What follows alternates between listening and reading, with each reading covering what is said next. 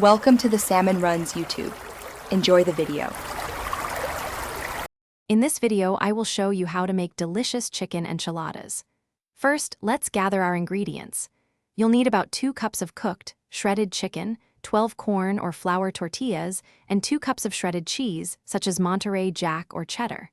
Don't forget your favorite enchilada sauce, approximately 15 ounces, and a little oil for frying.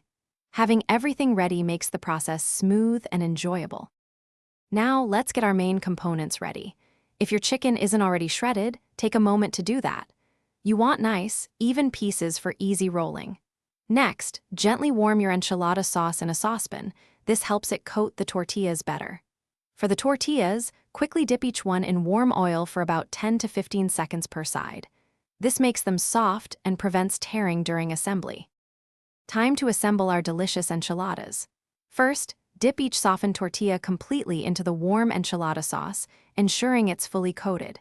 Then, lay it flat and add about 1/4 cup of shredded chicken and a sprinkle of cheese down the center.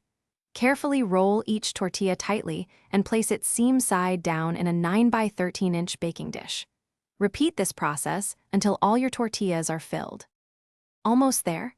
Once all your enchiladas are neatly arranged, pour any remaining enchilada sauce evenly over the top. Then, generously sprinkle the rest of your shredded cheese over everything. Bake your enchiladas in a preheated oven at 375 degrees Fahrenheit for about 20 to 25 minutes, or until the cheese is bubbly and golden.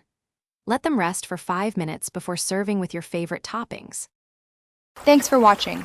Consider subscribing if we helped you.